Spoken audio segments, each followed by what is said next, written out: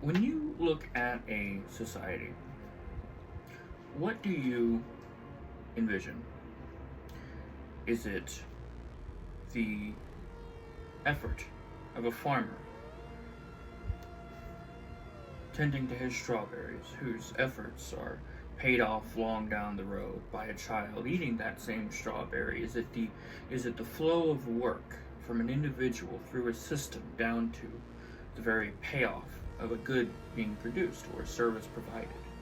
Is it the collective individualism of every unique individual within the people? Is it the flow of cash between the markets and the government and the people? Is it a people and its government, or the market and the people? What is a society?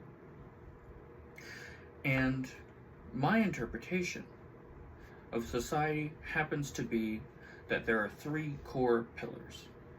That is, the responsibilities of each provisional service within our society are government, market, and people. The government's role and accountability is to protect the people and regulate the market. The people hold both pillars accountable for market and government, as well as uphold a social ethic, the moral standing amongst everybody.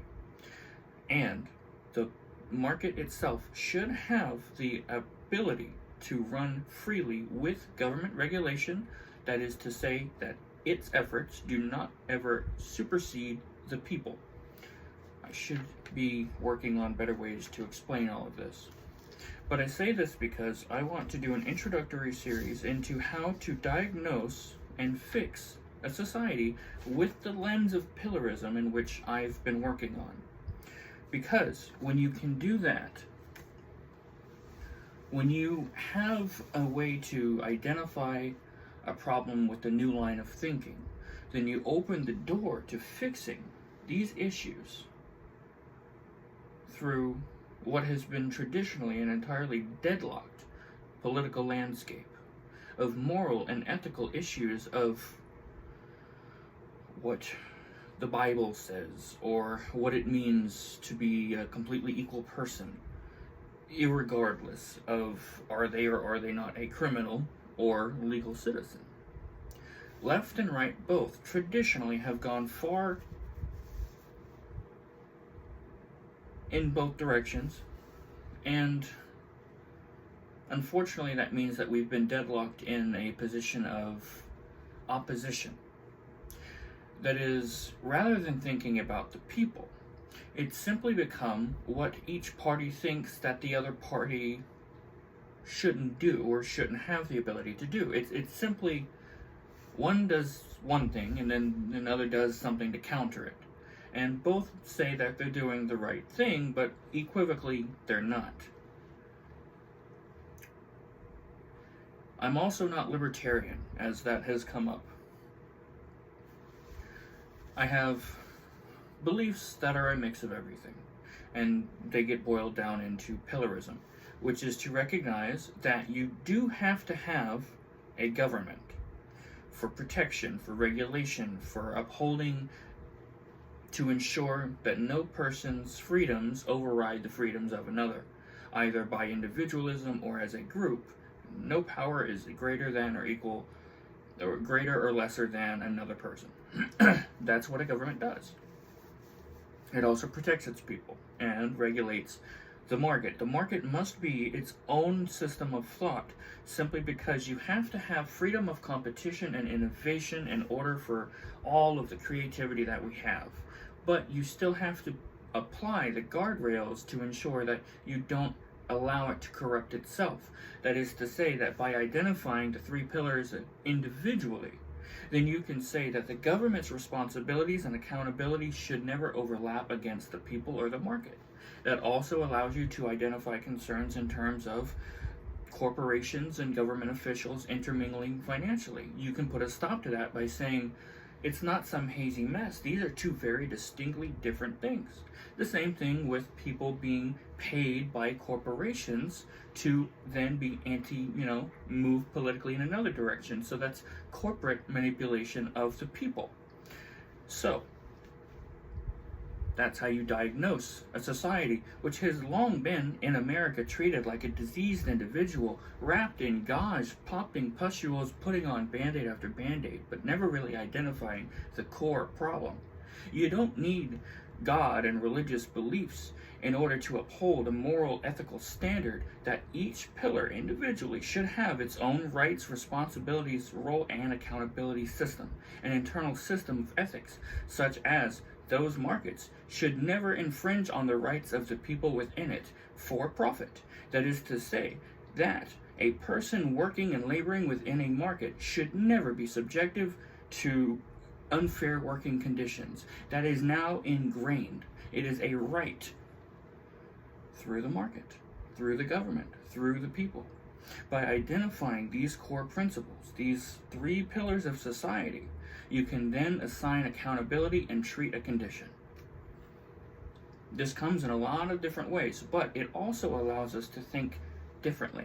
It says, Pillarism says, as I write it, that you can still believe what you want to believe, but simply that your faith-based, your religious, your personal, private beliefs should be independent and private from societal beliefs as a continued moral standing. That is to say, that what you have are multiple religious and non-religious belief systems that do have so much overlap. Thou shalt not kill, thou shalt not steal, respect thy neighbor. And because these things do continuously overlap into each territory, you can extract from what we've learned with religious moral ethics. You can take everything that you've learned from religions and their moral standings and put them into a societal moral framework, not just laws, but the very things that you teach. What's the best way to put it?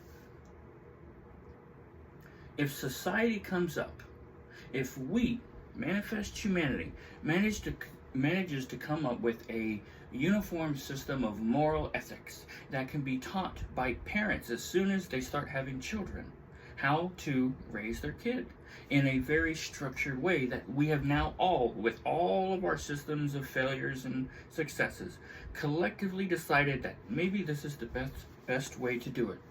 Not gentle parenting, not beating our children, but defining the neutral gray moral line down the middle and upholding that as our societal baseline.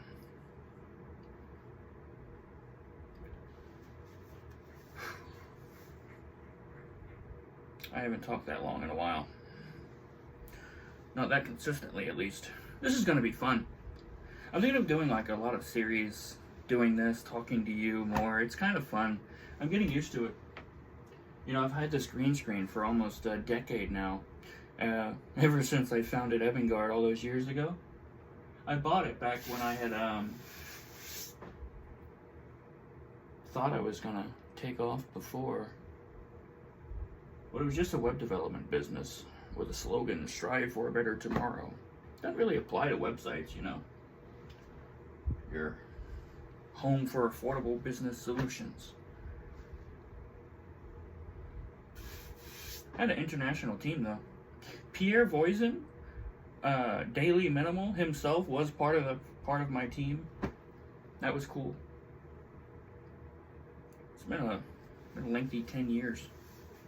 So anyway, thanks for sticking around, I guess. Or not. I really stopped caring. I just love these old paintings. You know, look at them. I can't remember who, not paintings. Did I say paintings? Drawings. I can't remember who made these drawings, but it's like two matching houses, almost. I don't know.